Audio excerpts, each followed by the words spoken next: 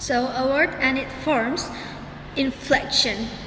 So some complex words have meanings that are so predictable that they do not have to be listed in a dictionary, and some words do not have to be because they are merely grammatically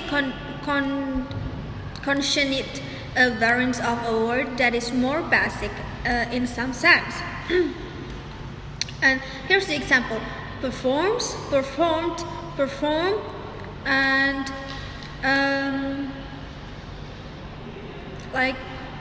okay, the first example is the pianist performs in the local hall every week, and the second one is Mary told us that this pianist performed in the local hall every week, and the third one is the performance last week was particularly impressive. All in that sentences, that is words with have a suffix as, ed, and ans, e and ce, and the suffixes as and ed are dependent on the grammatical context in a way that the suffix ans is not. So the magician creates different ticks every month. The as is acceptable in order not to violate a grammatical rule of English concerning agreement between a verb and its subject. And the s suffix on the verb is obligatory when the subject is a singular noun phrase, and forbidden when the subject is a plural noun phrase. And the as suffix on the verb does not make any independent contribution to the meaning of the sentence.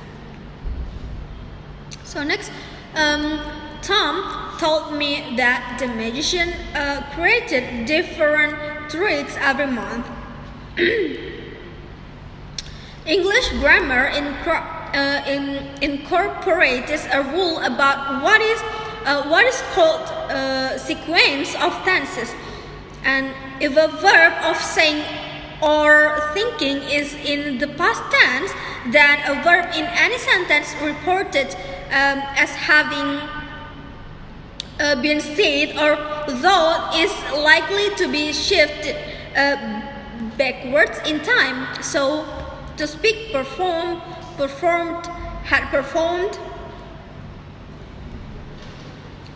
Performed will perform would performed. The ed suffix on the verb, that verb does not make any independent contribution to the meaning of the sentence. And next, the artist presented his new creation to the audience. There is no grammatical factor that requires the presence of tion or tion. So created and created are grammatically conditioned variants forms of the verb create. That is inflectional morphology.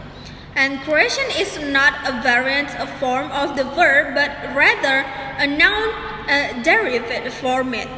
And that is a derivational morphology. And yeah, so inflectional morphology, it is the area of morphology concerned with change in word shape and through a fixation that are determined or potentially affect the grammatical context in a word appears. And lexeme, it is a word seen as an abstract grammatical entity and represented constructively by one or more different inflected words forms according to the grammatical context. For example, the verb lexeme perform has 4 inflected word forms: perform, performs, performing, and performed. And next is regular and irregular inflections. Inflectionals, the word pianist listed in your. Okay, so is the word pianist listed in our dictionary? Why a word form such as pianist does not have to be listed in dictionaries?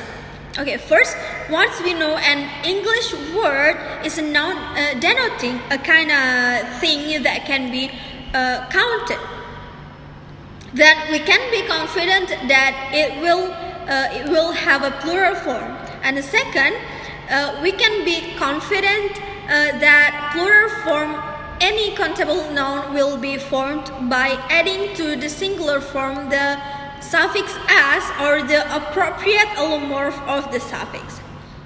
And regular and irregular inflection is how about the word form mice, criteria or phenomena? Are they listed in our dictionary? Does it follow that all word forms of a lexeme must always share the same root morpheme?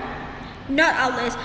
Does it ever happen that two word forms that behave grammatically like forms of one look so dissimilar that they seem to have no root morpheme in common? Yes, but seldom. Lexeme, go words, forms go, goes, went, going, gone, and suppletion. Phenomenon whereby one lexeme is represented by two or more different roots depending on the context. So, forms of nouns singular form, plural form is okay. So for any noun lexeme X, there are just two grammatical words, singular of X and plural of X. Construction in number, for example, lexeme cat, word forms cat, cats, or morphemes one root, morpheme two morphemes, a root and the suffix S. Not that S is the regular suffix for forming plurals, and E or cacti, A or formulae, or E phenomenal, air and children are irregular suffixes expressing plurality. There are also some countable nouns that express their plural with no suffix at all, like teeth, man, and the ones whose plurals display not even a vowel change, or like sheep, and zero plural or zero suffix. And next about forms of nouns. Only some nouns have plural forms, namely nouns that refer to entities that are countable. And do all nouns referring to countable entities have both singular and plural forms? Not quite. So, example, those scissors belong in the top drawer, and your pants have a hole in the seat. Watch out!